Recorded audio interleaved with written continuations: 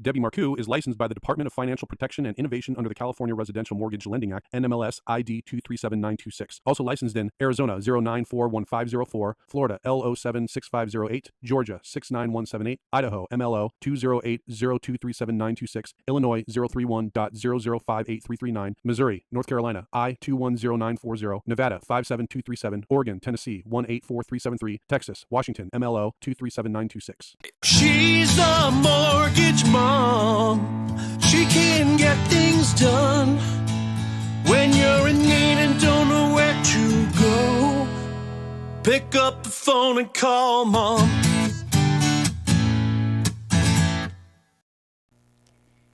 All right, so welcome to Mortgage Mom Radio. I am Debbie Marcoux. I am the Mortgage Mom, and every week I am bringing you guys a new hot topic that is going on in our world, in our real estate and mortgage world. And today was the March inflation report, the CPI. And what does that mean to you? What happened when it came out today? It's not looking too good, you guys. So I think we're going to get delayed just a little bit in those rate cuts to just give you a little bit of a spoiler alert.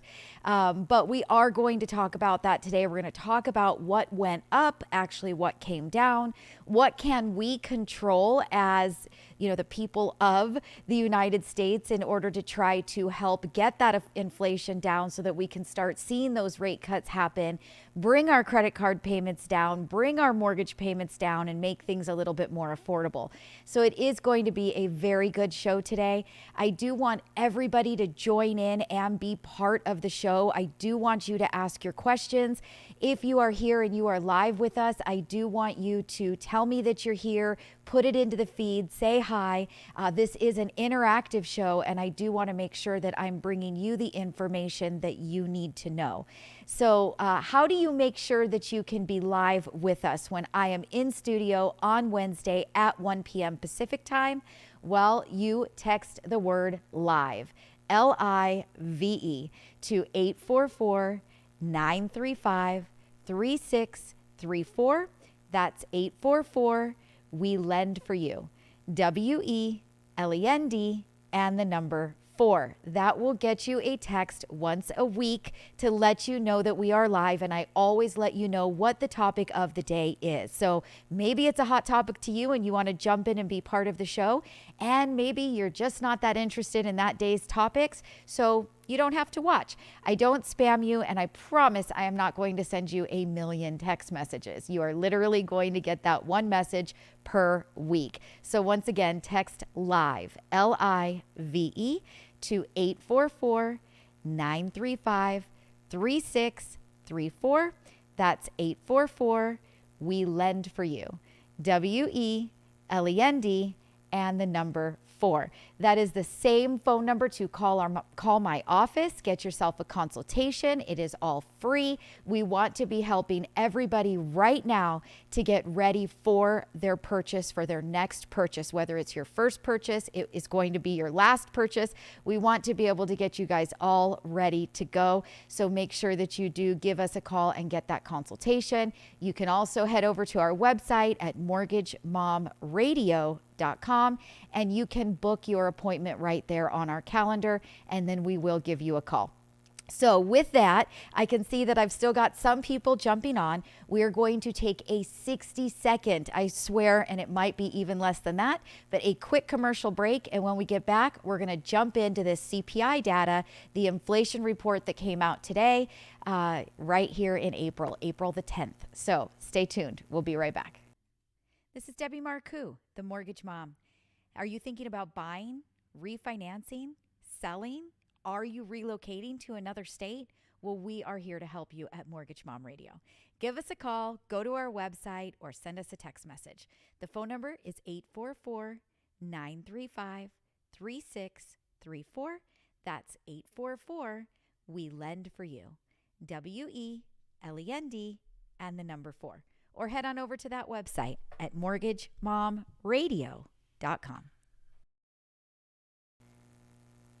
All right, so welcome back to Mortgage Mom Radio. I'm Debbie Marcoux. I am the Mortgage Mom, and today we're going to be hitting that inflation report that just came out. It is Wednesday, April the 10th, and what did they say this morning? So I went ahead and I pulled up the Economic News Release Consumer Price Index Summary. So I'm going to give it to you exactly the way that it was released this morning, and then we're going to talk about what it actually has to say. I do want to quickly say hi to Why Not. He has jumped in and said hello in the chat. And again, I want to invite everybody to be part of the show and to get interactive. So please ask your questions as we get through the details today. So here we go. This came out this morning at 8:30 a.m. Eastern Time.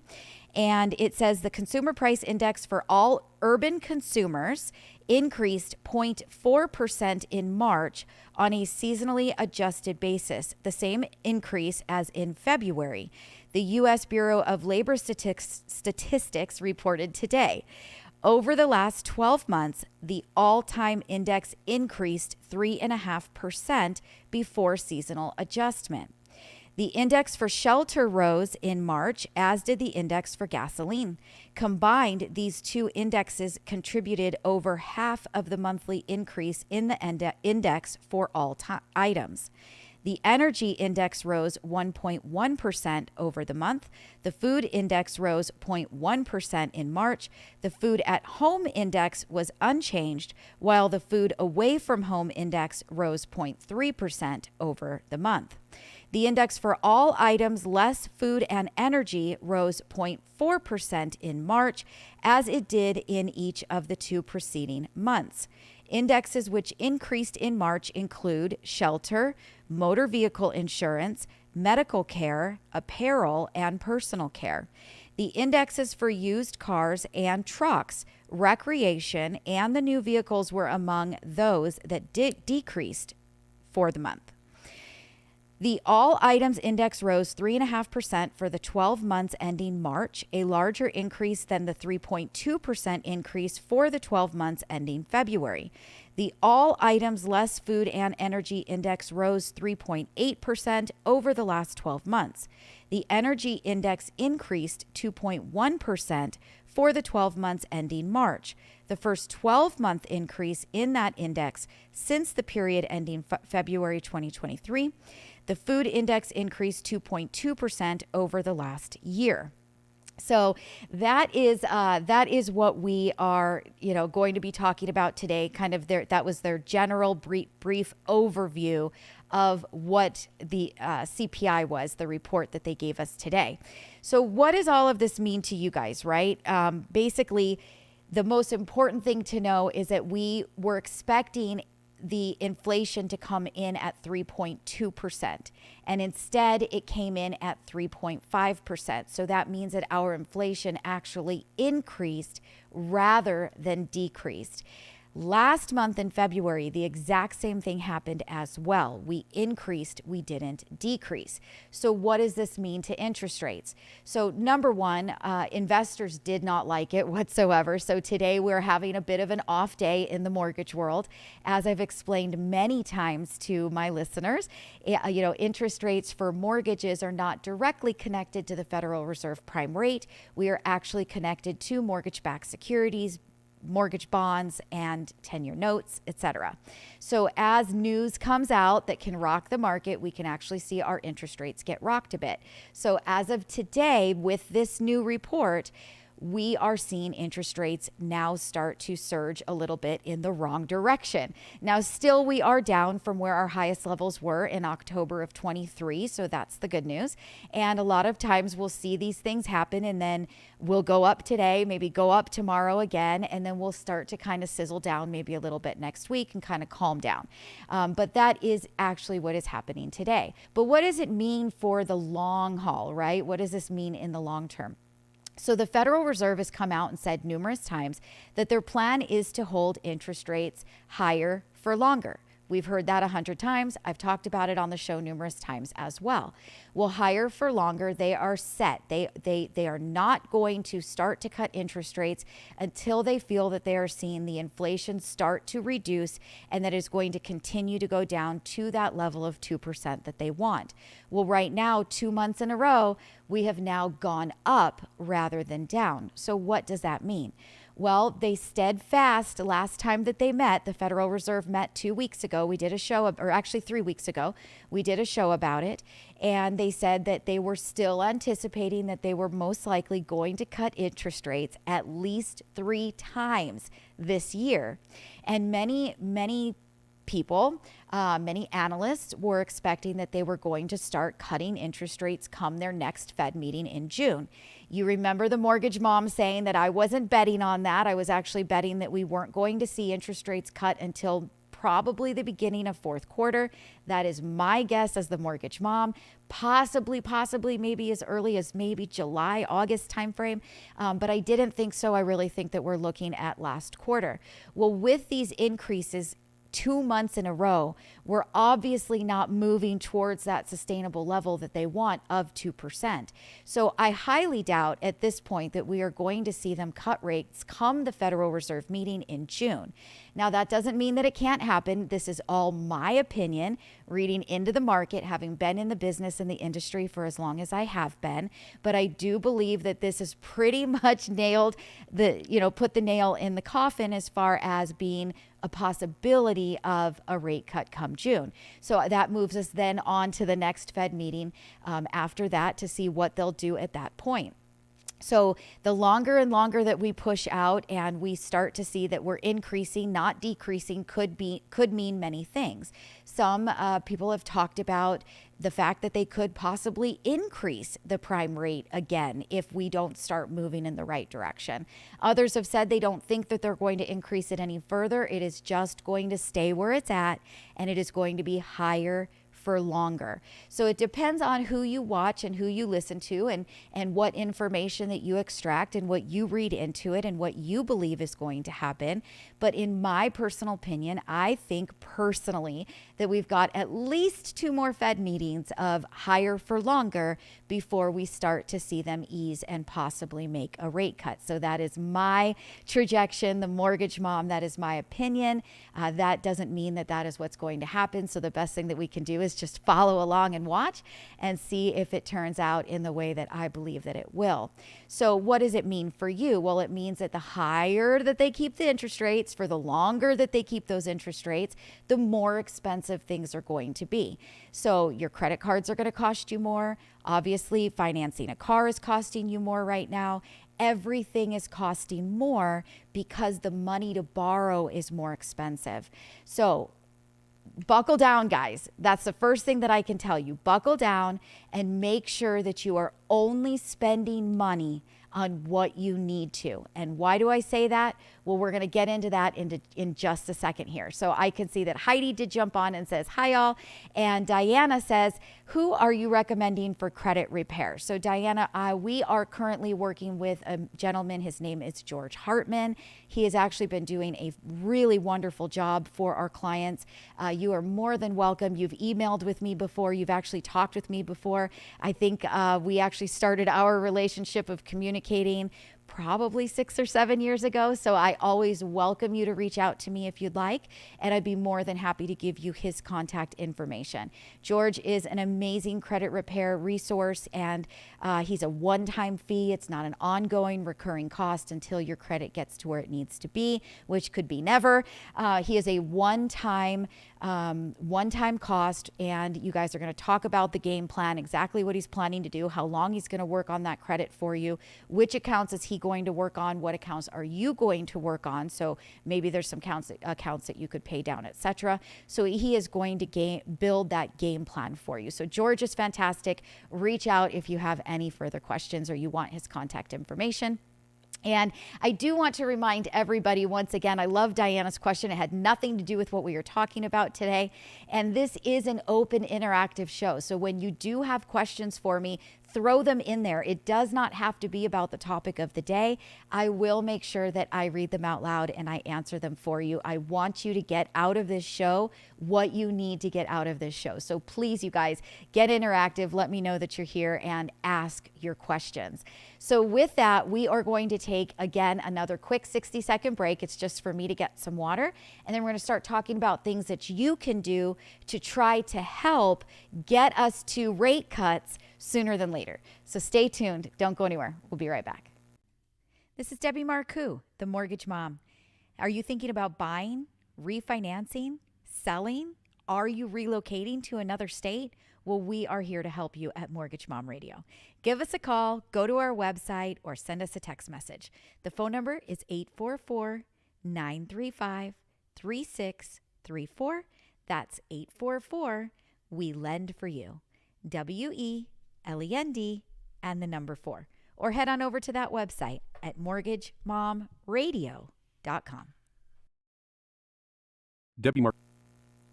Okay, so welcome back to Mortgage Mom Radio. I'm Debbie Marcoux. I am the Mortgage Mom. And of course, we are here to help you guys with your mortgage needs. So please reach out. We'd love to do that for you. But let's get back to this CPI. So there were a lot of things that I actually read in this report that were kind of frustrating to me, because a lot of the things that are being gauged on whether or not, the prices of goods and services are going up are things that me personally, I have no control over. So some of the things that they discussed in this report were medical services, medical costs, right? So the cost for the equipment, the cost that you're paying when you go to the doctor, the costs that you're paying if you go to the hospital, that those are all increasing. Well, how does the normal American person try to help in any way to make that better? We have absolutely zero control over those kinds of costs. We really have zero control over what it costs us when we go to the gas station. We really don't have any control over what it costs when we pay our utility bills, that our gas went up, or our food cost us more money, right? The things that we can control are the only things that we really can focus on as a team. We are together, all working together as a team, and we need to try to do what we can do to try to get this inflation under control to the best of our ability, so that we can all start to breathe a little bit better, get those credit card bills down, get that interest that we're paying on that car refinanced, get the interest we're paying on that house refinanced, so that we can all start saving a bit, right? So some of those things that we really we are in charge of are the costs that we are spending on eating food away from home, right? So every time that you go out to a restaurant, and I know that there's going to be restaurant owners that listen to this show and say, she's killing us. But at the end of the day, when you are going out and you are spending money on things that are not a necessity, they are unnecessary items like eating out, you are driving more money into the economy, keeping the numbers up. We can all see what it costs for a burger has gone up extraordinarily over the last 3 years. So when you go out to eat and you order that burger and it costs you $25, $30, that is sending signal that the economy is still good, because we are still buying those things. Going to your Starbucks every week, every day, some of you, to get that Starbucks coffee, that is driving back that indicator that we have the extra excess money to be spending on those things.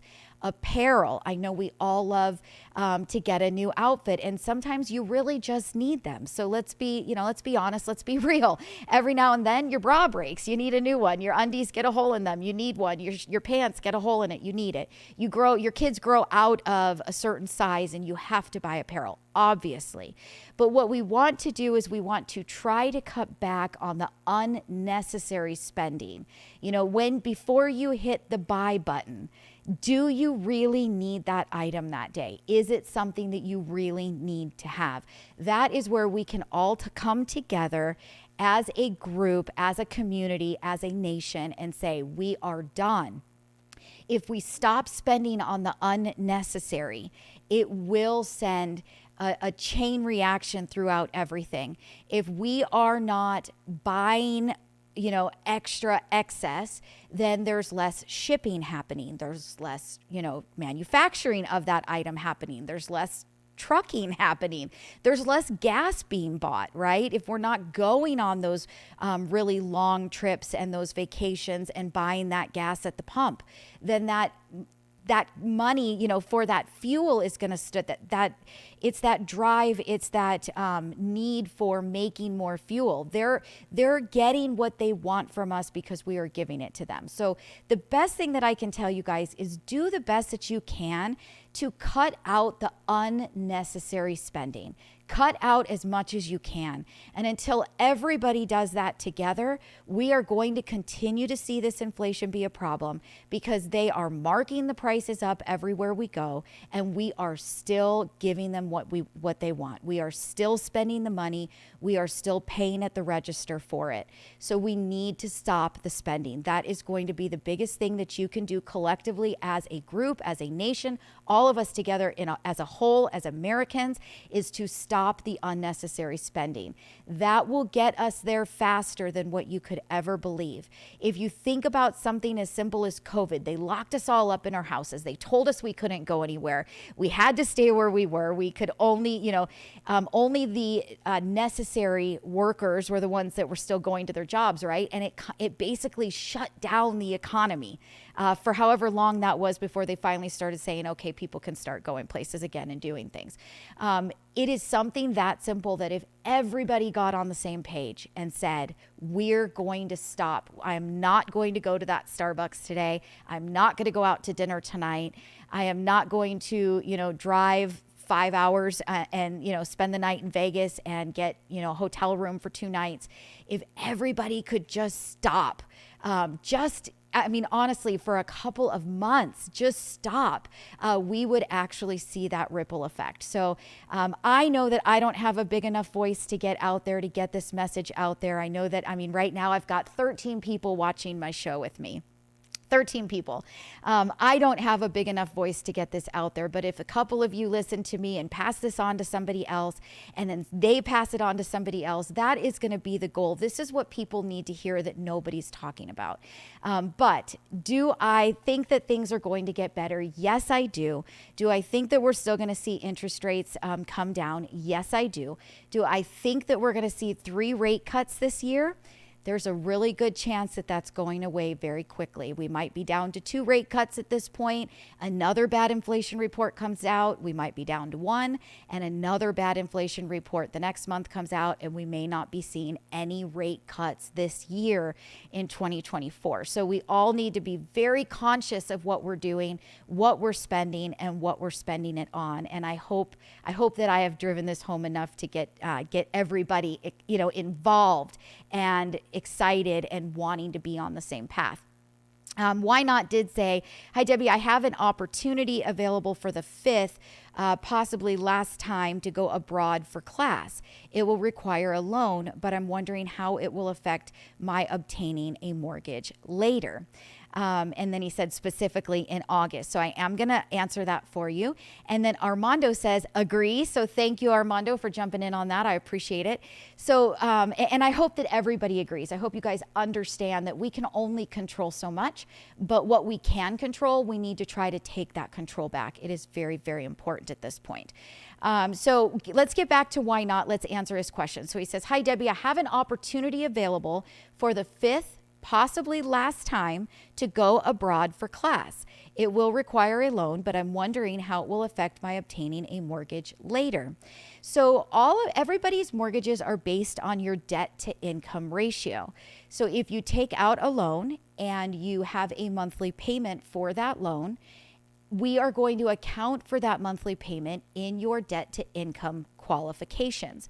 We need to make sure that your income and your debt are in line, in a place that you can afford to make all of your monthly payments comfortably. So if you take out a loan for this opportunity and it's a 1-year loan, 12 months, you make 12 monthly payments and then it's gone, and you wanted to apply for a mortgage in 6 months from now, let's say, then you only have 6 months remaining on that debt. And we can typically, depends on the loan program, but typically we could actually exclude that monthly payment from your debt ratios because you have such a short period of time left on that loan. Now, if you take a really long loan, if you take 24 months, 36 months, 48 months and longer on that loan, and it's not going to be a loan that is paid off prior to you applying for the loan, then that will be a monthly payment that we will need to account for in your debt to income ratio. So will it affect the amount that you qualify for? Yes, it will, absolutely, because that is going to be one more debt that is going to lower the amount of monthly income that you will be able to afford, which is going to monthly payment that you can afford is going to lower the amount of sales price that you can buy. So yes, it would, unless it is a shorter term loan, you plan to pay it off before you apply, or you plan to have it paid off before you close close on your mortgage loan, or you've got a very short period of time remaining on that loan at the time of application. So something that definitely we would talk to you about one-on-one, and everybody that is listening that might be thinking about that, oh, I've got a car loan, but I've actually got, only 10 payments left. I wonder what they can do for me. We're going to take each person individually and we're going to talk to you about your personal scenario, and where we can eliminate a monthly payment out of that debt ratio, we will. So in that circumstance, in that case, if you had a car loan that only had 10 payments remaining on it, again, depending on the loan program, they all have slightly different guidelines, but depending on the program, we could actually eliminate that monthly payment from the debt ratio when there are only 10 payments remaining. So great question. Why not? I absolutely love it. I think that's fabulous. If anybody else has any additional questions for today's show, again, it's interactive. Please put those questions into the feed. I am here to answer them for you and make sure that you are getting the information that you need. We are going to go to a super quick break. And when we get back, we are going to hit that CalHFA. The California Dream is getting very close to the window of time that is closing on 4/29, April the 29th. You do have to have your application. You need to have yourself registered in that California Housing Finance Authority website in order to be one of the people that could be selected in their lottery system for the 20% down or $150,000, whichever is less, but the down payment assistance helps. So we do want to talk about that real quick. I want to make sure if you've thought about applying or wanting to be part of that program, that you've got that information and you know that your window is ticking. You've got literally 2 weeks to get yourself done at this point, 2-3 weeks at the most. Today's the 10th, we've got till the 29th. So you've got 19 days to get everything completed, your pre-approval, the upfront classes that you need to take, and get yourself registered into their portal. So stay tuned. We'll be right back.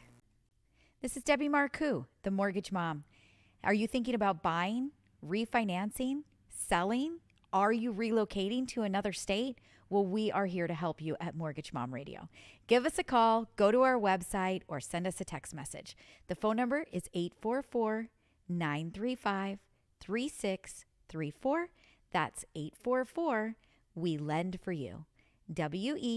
WELEND and the number 4. Or head on over to that website at mortgagemomradio.com. Okay, so welcome back to Mortgage Mom Radio. I'm Debbie Marcoux. I am the Mortgage Mom. So let's hit on some important information about the California Housing Finance Authority, and it is the Cal Dream Shared Appreciation Program. So that is actually coming to a very quick close. You guys have until April the 29th to get yourself registered on their website for that lottery. You cannot get yourself registered unless you have actually gotten yourself pre-approved and you have done the first-time home buyer training that is a requirement.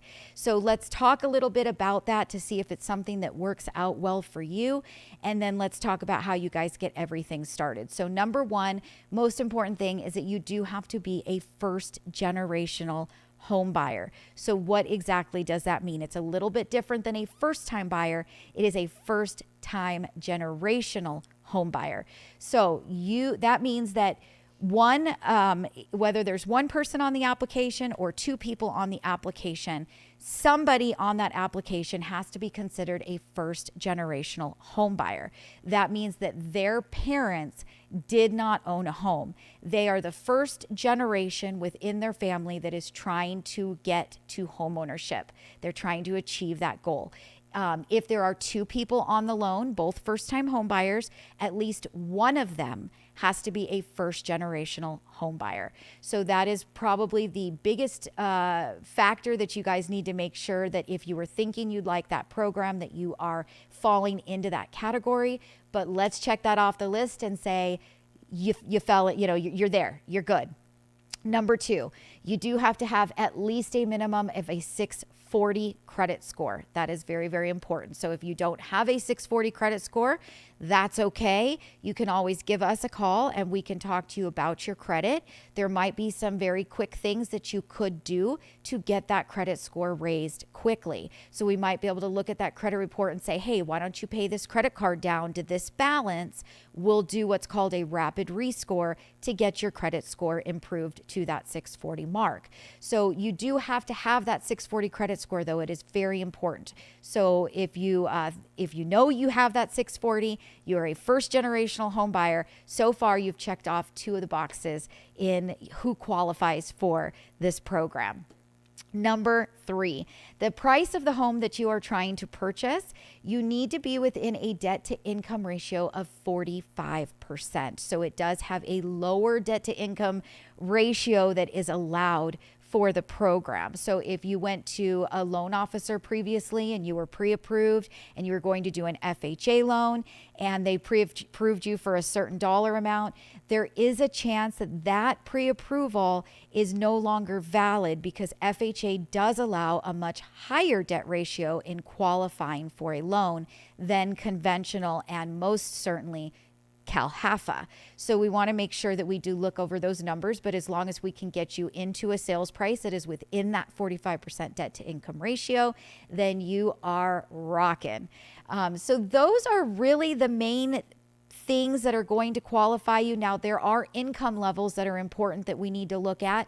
Very, very generous income levels. So just very, very quickly, I looked up one right before I sat down here in studio, and Orange County, California, for example, will allow a household income of $202,000 per year for this DREAM program. 202 per year. That is actually pretty amazing and quite a nice income level that it will allow. So if you are wondering, well, what about LA? What about San Diego? What about Ventura? Whatever the county is San Mateo, whatever county that you might be in that you're wondering, could I get into this program? Is my income too high or I fall within the guideline? Best thing to do is to just call us and ask. We'll look up your county and tell you exactly what that number is. No, there is absolutely no way that I can keep that county income limit for all of the counties in California at the top of my head. So definitely just reach out and ask that question, but you do have to fall within the income limits for the county where you do want to purchase the home. So those are really the main qualifying factors. From there, it's really going to come down to getting approved. So those are going to be underwriting guidelines and you as a borrower and your overall credit, what it looks like and your income and stability of income and assets and things of that nature. So again, this is coming to a close on April the 29th. I didn't want anybody to miss out or to not have a chance or an opportunity to jump in and get themselves put on that lottery system. It is a great program. Even if you don't get selected for this program, CalHFA, the California Housing Finance Authority, has some pretty amazing down payment assistance programs. And next week's show, I'm going to actually go into that because I think that there will be not nearly as many people selected for the lottery on the California Dream as who would like to actually purchase a home right now. So I am going to go into those program guidelines because we actually have a couple of deals that are going right now that are that CalHFA just standard down payment assistance program, and the client is getting a lower interest rate, great MI, and they're getting assistance and help with the down payment. And it is a pretty phenomenal deal. So we're going to jump into that next week if you'd like to know more. So let's get back to comments. So I can see Why Not says, thank you. By the way, definitely agree on cutting the extras. Fast food is convenient, but so much more expensive. It helps, just for FYI of the listeners, to prep ahead of time on those days when you absolutely do not want to cook. So that is actually a very, very good point. Michelle jumps on and says, I just came back from Vietnam. Food over there was so extremely cheap that I just can't and don't want to eat out anymore since my return. So coincidentally, I am already doing what you just told us. That is awesome, Michelle. That is what everybody should be doing. We should all be cutting back on all of the unnecessary, not just eating out, but again, remember the Starbucks, going to the movies. I know you guys want to go on vacation, and I don't want to take that away from you, but we've got to stop spending on travel, on gas. I mean, it's just everything. Unless it is an absolute dire need, we need to be not spending it. That's what needs to be happening right now. Ray jumps on and says, hello, Debbie. Great info. You're very welcome, Ray. Thanks for joining the show. And for anybody in the state of California who needs help finding homeowners insurance, Ray Manzano, he is amazing. So if you guys want his contact information, let me know. He has been able to actually get a couple of policies done for us where other insurance companies have said no, and his prices were fantastic as well. Ray is with Farmers Insurance. So if you guys would like his information, please reach out, contact me. You can go to my website. You can send me an email. You guys can call the office. You all know how to get through to Mortgage Mom Radio, and I can get you guys hooked up with Ray. Michelle says, is it true that there is no difference in getting better interest rate from lenders, even if your FICO is way higher than 740? I have been told by so many lenders. So Michelle, that's a great question. It really depends on the actual loan program, in all honesty. If you are doing a Fannie Mae or a Freddie Mac loan and you have the highest credit tier, so for the very best interest rate available is somebody with a 740 plus credit score. So exactly what you are saying in your message. However, when you start to get into other loan programs that are not Fannie Mae and Freddie Mac, so portfolio loans, jumbo loans, those will actually look at giving you the highest tier of 780 plus, where somebody with a 780 credit score or better will actually get a better interest rate than somebody with a 740 or somebody with a 720. So it really depends on the loan program and how they actually set up the guideline. But for the standard Fannie Mae, Freddie Mac, conventional loan, and FHA and VA, so for those basic standard products, yes, 740 plus, everybody 740 and above would actually get the same interest rate. Now, let me pull that back for just a second because I want you guys to all understand it is not just credit score that determines what interest rate that you get. That is one of the factors. Then you also have the property type. So if you are buying a single family, a condominium townhome, a duplex, or a 3 to 4 unit will change the interest rate that you get. Your debt to income ratio can change the income that you get. The interest rate that you get. The down payment amount, the loan to value of the new loan will change the interest rate that you get. Your occupancy, owner occupied, second home or vacation home, or an investment property will change the interest rate that you get. So there are lots of factors that go into what interest rate do you get for your loan. But FICO score is one of them. And I did answer that question for you. So great question, Michelle. Thank you so much. Ray says, thank you for the shout out. And I can't read that one. NS squared. Oh, N squared. I love that. Does Ray only offer insurance in California? Ray's actually got some connections to it's Farmers Insurance. They're a huge insurance company, obviously. Ray himself is only writing in California, but can absolutely get you over to somebody in another state. So he actually helped me when I needed to get insurance in Arizona.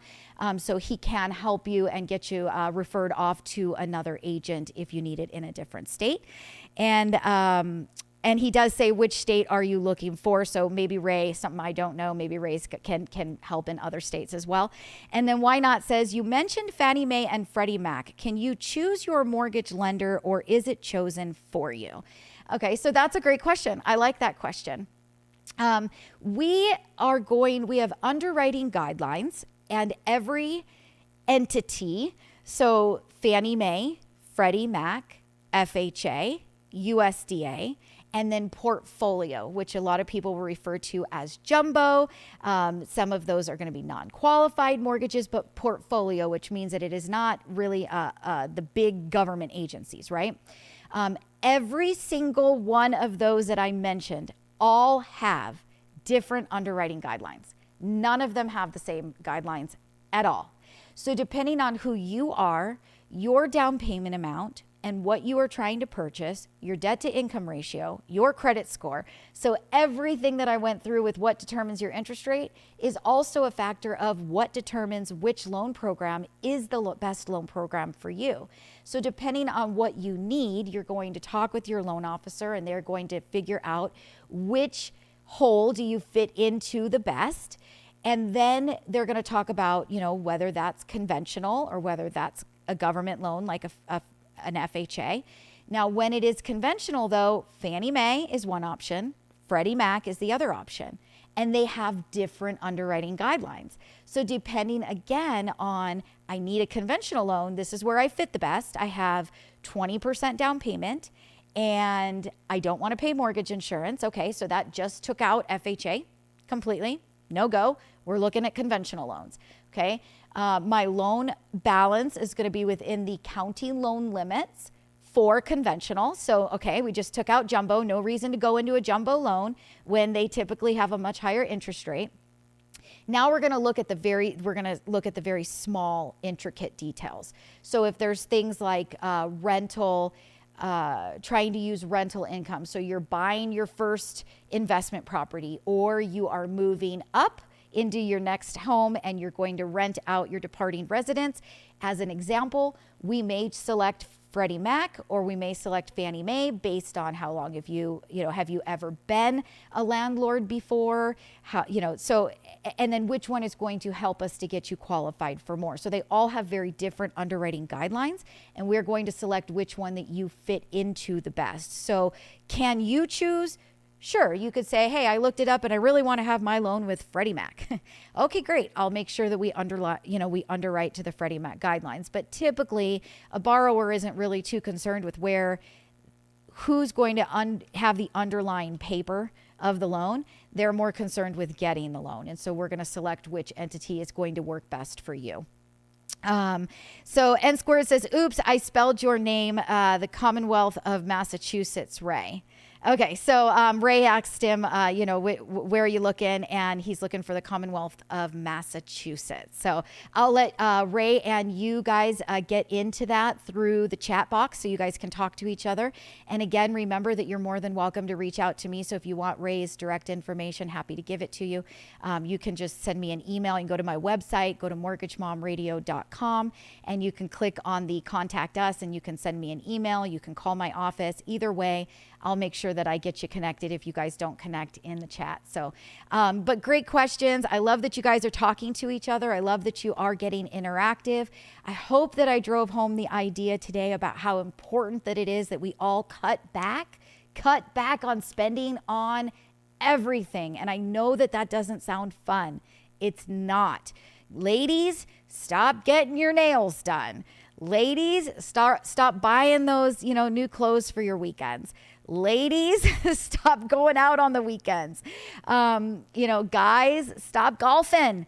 I mean, we need to stop. It is very, very important that everybody says this is a very serious situation. I am literally on a daily basis seeing people complain. I am on TikTok, I'm on Instagram, I'm on Facebook. I'm constantly making information, videos that I'm uploading as Mortgage Mom Radio, trying to help people get the opportunity, educate you to be able to purchase a new home. And as I'm putting out these videos, I'm having people make comments like, she's just not even in touch with reality. She just doesn't even know what she's talking about. No, I do. I do know what I'm talking about. I'm very much in touch with reality. You know, and they're complaining that I can't even save enough money for a down payment on a house. I don't make enough money to live on my own. I don't make enough money to buy a house. It was easier for my parents. And I agree with all of that. It is very, very difficult to save money for a home when interest rates are high. It is very hard to find something that you want to buy if the mortgage is going to be more expensive. All of that is, yes, very difficult. But why are we here? We are here because we spend unnecessarily. We are spending money on really stupid things that we don't necessarily need. If you were to talk to a baby boomer today, who can also then talk about their parents before them and talking about what they went through during the Great Depression and having to cut back on things and barely being able to, buy the food that they needed to feed their kids. There was no Starbucks. There were no, crazy restaurants with $30 burgers. There was no jumping on an airplane and flying to Tahiti or going on vacation, right? The things that we spend our money on today are all things that are available today, but they're not things that are necessary. So we really, really need to get back to the basics. We are not spending money unless it is something that we need. We are not going to go somewhere unless it is somewhere that we need to go. If everybody could just grab that realization and everybody was to hunker down, instead of the government telling us that we can't go anywhere or do anything, we're telling the government we're not going anywhere and we're not doing anything until you make this better. There's a good chance that it could happen, but it can't happen unless everybody does it. And that's the hard part, is to get everybody on the same page. And again, I wish I had a louder voice. I wish that I had more followers. I wish that I could get to more people to drive this point home, but I'm doing what I can with what I can. And I hope that if you're watching today, that you are going to go take this home to your family and you're going to tell your kids and your kids are going to tell somebody else. And I hope that this does somehow get out there and that more and more people start following this advice. So with that, we're going to close up the show. I hope you guys enjoyed it. I hope I brought you something new today that you needed to hear. And next week, like I said, we're going to talk all about that down payment assistance. And we'll even talk about programs that are not just CalHFA. We'll talk about, which is California. We're going to talk about down payment assistance that you can do in other states. As I've mentioned before, I am licensed in Washington, Arizona, California, Nevada, Texas, Idaho, Illinois, Florida. We've got quite a few states that we are licensed in, so we do want to make sure that we can help everybody. So I'm going to make next week's show completely dedicated to my first-time home buyers that are having a hard time saving money to be able to buy a house with a down payment and closing costs. And I'm going to show you guys how you can get into a home with very, very little money out of pocket. And we're going to talk about some numbers, what monthly payments would look like. And I'm going to give you guys a little bit of mom advice about what you guys should be looking at and what you should be buying as your first home. So if that sounds good to you and you want to make sure you don't miss the show, make sure you guys get on the text, get yourself opted into the texting platform so that you do get the link next week to join. How do you do that? You're going to text the word LIVE, LIVE, to 844-935-3634. That's 844 We Lend for You. WELEND and the number 4. Text the word LIVE. Just live. No quotes, nothing. Just live. LIVE. That is the number to call my office, and I am more than happy to do a consult with anybody. Go to my website and book your appointment there as well. MortgageMomRadio.com. Ray did say, let's see, Michelle says, in summary, your FICO, type of property, owner occupied or investment, loan to value, loan program, down payment are what will determine the interest rate. Anything I missed? Michelle, you pretty much hit it on the head. You listen really, really well, and I love it. You did pretty much hit it on the head. So type of property, owner occupied, investment, or second home. Loan to value, yes, your down payment amount, the loan program that you're selecting. Yeah, you pretty much hit it all. Your credit score, the property type, condo, townhome, duplex, or 3-4 unit, they all have different interest rates. So that'd be the one thing that I don't think that I saw you right on there. Ray says, I am guilty of that. So I'm pretty sure he's saying I'm guilty of spending money I don't need to. So stop it. Stop it. But thank you for owning up to it. And I'm guilty of it too. We all are. We are all doing it, you know. And so I'm sitting in the bath yesterday and I'm like, I could really use a new bathtub pillow for my bath. And I started looking on Amazon and it was like $40. And no, I don't need one. I could throw a towel behind my head. So I am trying really hard to change the way that I do things. And all that I can do is to also pass that along to you and hope that you guys try to change your mindset as well. Michelle says, I also have no desire to go shopping for any apparel since 2005. All the pass-me-downs and classic styles I have bought years ago are good enough. I only drink water, no coffee, no soda, no manicures. I love it, Michelle. You are somebody that everybody should be modeled after.